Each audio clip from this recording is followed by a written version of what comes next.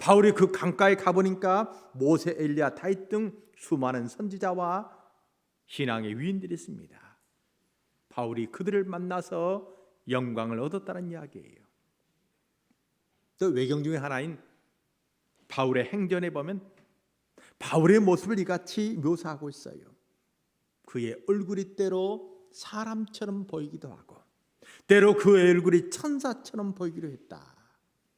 어쨌든 바울은 신앙인으로 부를 만한 모든 조건과 영적인 은사와 체험한 사람이에요. 근데 그런 모든 것을 갖춘 바울에게도 한 가지 고통이 있었습니다. 고린도후서 보니까 여러 계시를 받은 것이 지극히 크므로 너무 자만하지 않게 하시려고 내 육체에 가시고 사단의 사자를 주셨으니 이는 나를 쳐서 너무 자만하지 않게 하려 하십니다. 이것이 내게서 떠나가게 하기 위하여 내가 3번 죽게 간겠다고 말씀해요. 바울에게 육체의 질병이 있었습니다. 그 병 때문에 그 고통이 너무도 심해서 견딜 수 없어서 하나님께 아프지 않게 해달라고 바울은 기도했습니다.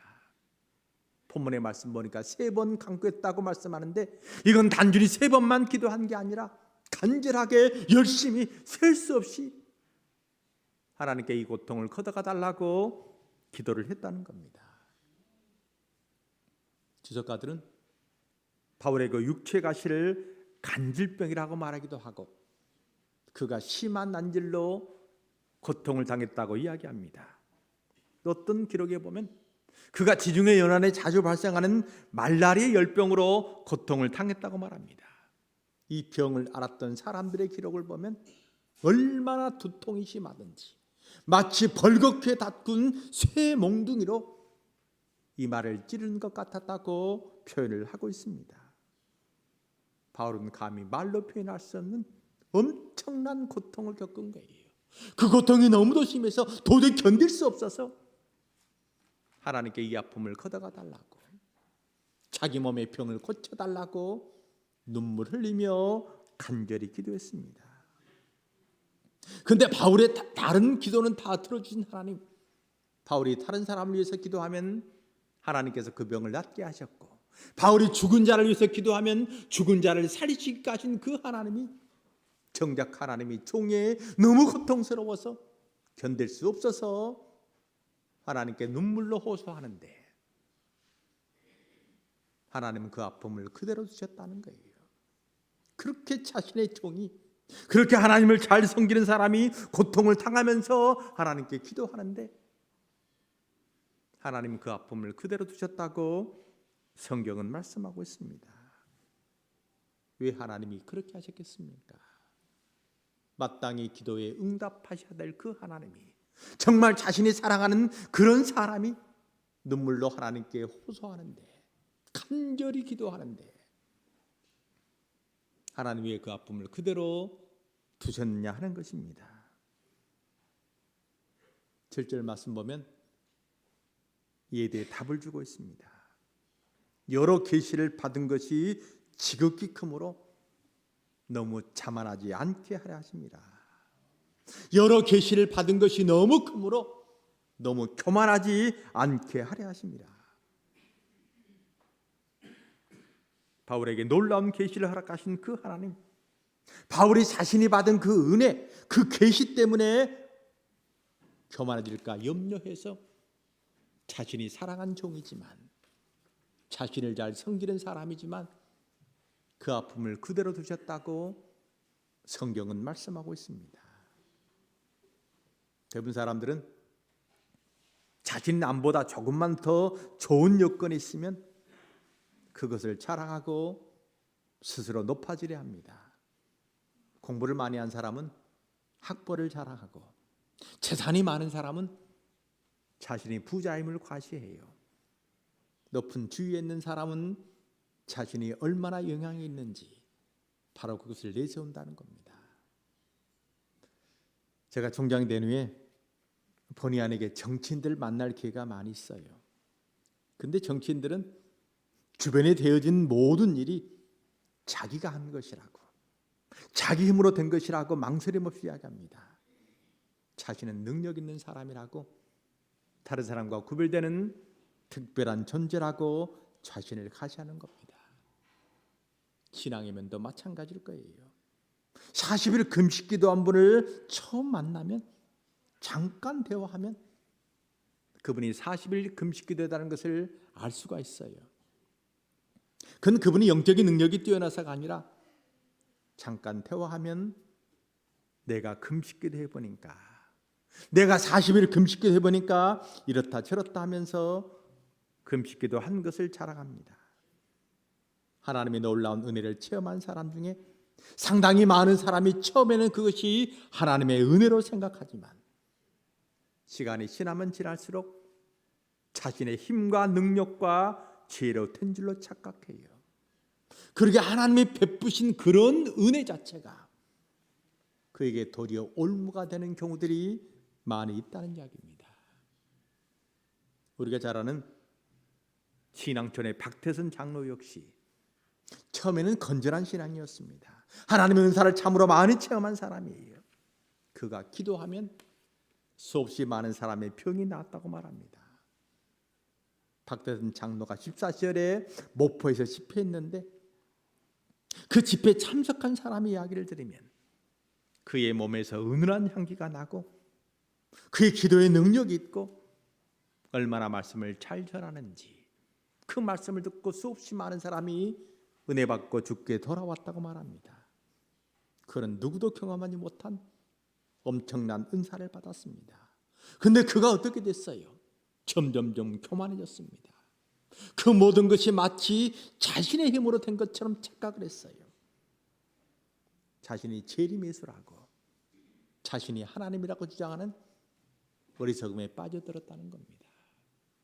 이건 단지 박태선 장로 한 사람 이야기 아니에요. 우리 주변에 수없이 많은 은사를 체험한 사람들이 이렇게 그릇된 길로 가고 많은 사람들을 사탄의 길로 인도한 것을 우리 주위에서 많이 볼 수가 있습니다. 바울을 너무도 사랑하신 하나님, 바울의 육체의 가시를 통해서 그것이 자신의 것이 아니요 하나님의 주신 선물임을 깨달아 알게 하신 겁니다. 바울은 육체에 엄청난 고통이 올 때 자신은 아무것도 아니라고, 자신은 아무런 힘과 능력이 없다고 철저히 깨닫게 됐어요. 그렇게 바울이 자주 고백하잖아요. 나의 나된 것은 하나님의 은혜다. 나의 나된 것은 오직 하나님의 은총이다. 바울이 마지막까지 신앙을 지킬 수 있었던 것, 마지막까지 하나님의 사람으로 살 수 있었던 것은 그에게 육체의 가시가 있었기 때문인 겁니다. 우리도 상황은 다르지만 견딜 수 없는 아픔과 고통이 있을 것입니다. 고린도서 12장 28절 바울의 고백대로 날마다 우리 마음속에 눌리는 그런 일이 있을 거예요. 속상하게 하고 마음 답답하게 하고 걱정과 근심을 몰아치게 하는 그런 많은 일들이 우리 삶 가운데 일어날 겁니다. 이 일만 해결되면 괜찮겠지, 이 문제만 없어지면 참 평안하겠지 생각하지만 하나의 문제가 해결되면 또 다른 어려움이 우리 삶에 닥친다는 겁니다. 우리의 바람은 우리가 섬기는 하나님은 전지전능하시기에 능력이 많으시기에 우리가 기도만 하면 그 모든 어려움을 없애주면 좋을 것 같은데 때로 하나님은 그렇게 하지 않는 경우들이 있다는 거예요. 왜요? 때로 우리가 가진 것 때문에 교만해졌어. 잘못된 길로 갈까 염려해서 하나님 우리를 사랑하시지만, 하나님 우리를 위하시지만 때로 우리의 아픔과 고통을 그대로 두시는 경우가 있습니다. 하나님의 은혜로 알지 못하고 그릇된 길로 갈까 염려해서 하나님 그대로 두시는 경우들이 있다는 이야기입니다. 관상교회 성도 여러분, 혹시 여러분에게 해결할 수 없는 그런 어려움이 있습니까? 혹시 몸의 질병 때문에 고통을 당하고 자식의 문제 때문에, 남편과 아내의 문제로 근심 가운데 계신 분이 계십니까? 내 삶의 약한 것을 보면서, 내 삶의 어려움을 보면서 내가 내 힘으로 사는 것이 아니라 하나님의 은총에 의해서 사는 존재임을 깨달아 알아야 할 것입니다. 내가 하나님 앞에서 아무것도 아니라는 것을 깨닫고 고백하고, 오직 나의 나된 것은 하나님의 은혜라고, 내가 이 시간 하나님께 예배드릴 수 있는 것은 오직 하나님의 은총이라고, 하나님의 사랑 때문이라고 진정 마음 깊이 나오는 고백을 드리는 여러분이 다 되시기 바랍니다. 요즘 저에게 깊은 감동을 주는 찬송이 있어요. 우리 젊은이들이 좋아하는 은혜라고 하는 그런 찬송입니다. 내가 누려왔던 모든 것들이, 내가 지나왔던 모든 시간이, 내가 걸어왔던 모든 순간이 당연한 것이 아니요 은혜였어. 모든 것이 은혜, 은혜, 은혜, 한없는 은혜. 내 삶에 당연한 것 하나도 없었던 것은 모든 것이 은혜라고 하는 그런 찬송입니다. 지금까지 하나님이 베푸신 그 은혜, 지금까지 나에게 주신 그 하나님의 놀라우신 사랑과 은총을 다시 한번 생각하면서 이 찬송 우리가 함께 부르도록 하겠습니다.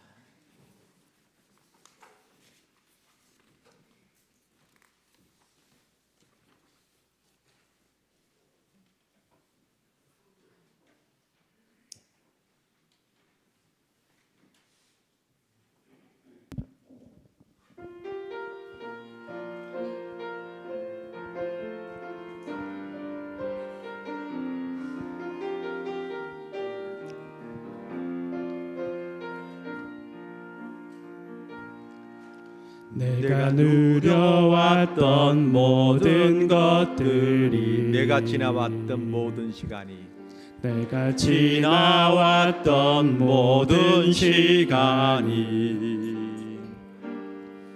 내가 걸어왔던 모든 순간이 당연한 것 아니라 은혜였어. 아침 해가 뜨고 저녁에 노을, 봄의 꽃 향기와 가을의 열매, 변하는 계절의 모든 순간이 당연한 것 아니라 은혜였어. 모든 것이 은혜, 은혜, 은혜, 한없는 은혜. 내 삶에 당연한 것 하나도 없었던 것을 모든 것이 은혜였어. 태어나 사는 것, 내가 이 땅에 태어나 사는 것, 어린아이 시절과 지금까지 숨을 쉬며 살며 꿈을 꾸는 삶, 당연한 것 아니라 은혜였어. 내가 하나님의 자녀로 살며 오늘 찬양하고 예배하는 삶, 복음을 전할 수 있는 축복이 당연한 것 아니라 은혜였어. 모든 것이 은혜, 은혜, 은혜, 한없는 은혜. 내 삶에 당연한 것 하나도 없었던 것은 모든 것이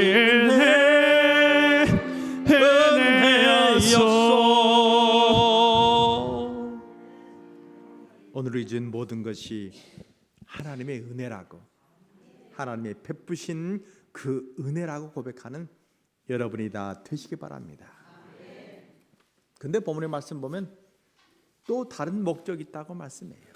하나님이 단지 사람이 교만해지지 않도록 하기 위해서 그 얼무로 약함과 고통을 허락하시는 것이 아니라 또 다른 큰 목적이 있다고 말씀합니다. 9절 말씀 보겠습니다. 나에게 이르시기를 내 은혜가 내게 족하도다. 이는 내 능력이 약한 데서 언제나 짐이라 하신지라. 그러므로 도리어 크게 기뻐함으로 나의 여러 약한 것들에 대해 자랑하리니 이는 그리스도의 능력이 내게 머물게 하려 함이라. 그리스도의 능력이 바울에게 머물게 하기 위해서 약함과 고통을 그대로 두셨다고 성경은 말씀하고 있습니다. 본문의 약한 것 때문에 그리스도 능력이 내게 머물게 한다는 그 말씀을 헬라어 원어에 보면 에피스케노센이라는 단어를 사용해요. 여기서 사용한 에피스케노센은 에피 즉 위에라는 전치사와 스케노 텐트를 친다, 장막을 친다는 두 단어가 이루어진 합성어입니다. 우리가 이에 구멍이 나면 아말감이나 금으로 그 구멍 난 것을 덮듯이 손상된 것을 보호하기 위해서 덮개를 씌울 때 에피스케노센이라는 그런 단어를 사용합니다. 그럼 바울이 자기의 약함 때문에 하나님의 도움을 구하면 하나님은 그 약함을 그대로 두신 대신에 그 위에 하나님의 능력으로 감싸 주신다는 거예요. 하나님의 능력으로 그 약함을 보호하신다는 겁니다.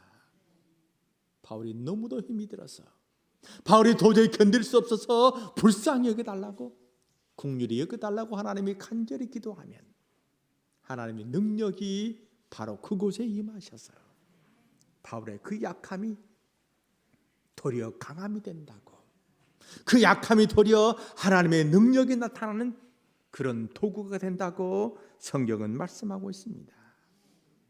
그러게 10절 보면 바울이 고백합니다.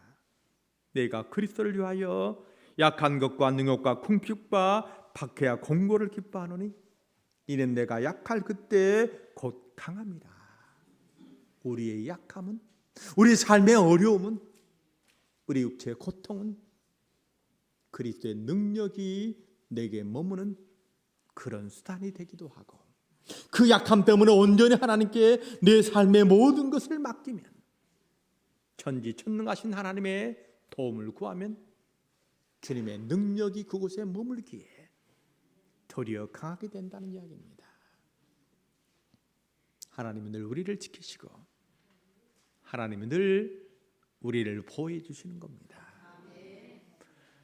제가 학교에 종장된 지 이제 7년째입니다. 처음 학교를 맡다 보니까 굉장히 어려움이 많더라고요. 7년 전에 8월 말에 제가 총장을 맡았는데 첫 번째 보고가 전기세가 없다는 거예요. 그리고 월급이 없고 또 수십억 빚이 졌습니다. 참 어려운 시절이었어요. 그래서 하나님께 기도합니다. 하나님 도와주시라고. 그럼 하나님의 놀라운 은혜를 베풀어 주세요. 저 얼굴을 보면 학교에 기부금을 냅니다. 사실 제가 총장 되기 전에는 늘 성경 말씀대로 걱정하지 마라, 근심하지 말라, 염려하지 그 말씀을 저는 받아들여서 늘 걱정 없이 힘든 일이 생기면 하나님께 기도하고 또 맡기고 그렇게 살았어요. 근데 총장이 되고 나니까 기도해도 또 근심이 생기고 또 맡겨도 염려가 생겨요. 그래서 제가 한 3년 동안은 근심하지 말라, 염려하지 말라는 설교를 못했습니다. 제가 여전히 근심하고 있는데 그런 말씀을 전할 수가 없더라고요. 그런데 3년 동안 지나고 보니까 하나님이 놀랍게 역사하세요. 그리고 모든 근심과 걱정을 다 해결해 주신 걸 봤습니다. 그래서 그 3년 후에는 다시 걱정하지 말라고 설교를 해요. 작년에도 보통 저희가 한 등록금 한 50억 정도 받으면 그중에 한 25억 정도는 장학금을 줍니다. 근데 요즘은 학생들이 장학금을 주지 않으면 학교를 잘 오지 않잖아요. 작년에도 또 거기에 1억 7천을 더 줬어요. 3월 달이 되니까 또 내 마음에 어떻게 했으면 좋겠는가 그런 생각이 들어요. 다 모금을 해서 그걸 채워야 되니까요. 근데 갑자기 전혀 알지 못하는 그 미국에서 이 카톡으로 전화가 온 거예요. 근데 전혀 모르는 전화라 제가 전화를 안 받았습니다. 그때는 문자가 와요. 전화를 좀 받아주시라고. 그래서 제가 전화를 받았더니 수십 년 전에 한국을 떠났던 어떤 분이 저에게 전화하면서 첫 번째 말이 학교에 기부금을 주겠는데 1억 7천을 주겠다는 겁니다. 1억 7천이 부족해서 염려하고 있는데 그분이 1억 7천을 주겠다는 거예요. 나중에 그분을 만나서 물었습니다. 어떻게 이런 전화를 하게 됐냐. 어떤 그분이 기도하다가 잠깐 환상을 본 거예요. 근데 호남신학대학이 보이는데 유리창이 깨졌더랍니다. 그의 마음의 학교가 경제적으로 어려운 모양이다. 그리고 바로 1억 7천을 보낸 거예요. 우리 하나님은 우리가 염려하며 걱정하며 살기를 원치 않으십니다. 하나님께 모든 것을 맡기면, 하나님께 모든 것을 의탁하면 하나님이 놀랍게 우리의 모든 삶의 어려움, 우리 삶의 부족함을 채워주시는 것입니다. 그러게 우리 인생은 하나님의 은혜, 하나님의 은혜에 감사하는 그런 인생이 될 수밖에 없어요. 이런 놀라운 은혜를 체험한 사도 바울은 고백하잖아요. 우리가 알거니와 하나님을 사랑한 자, 곧 그 뜻대로 부르심을 입은 자에게는 모든 것이 합력하여 선을 이루느니라. 우리는 하나님을 너무너무 사랑합니다.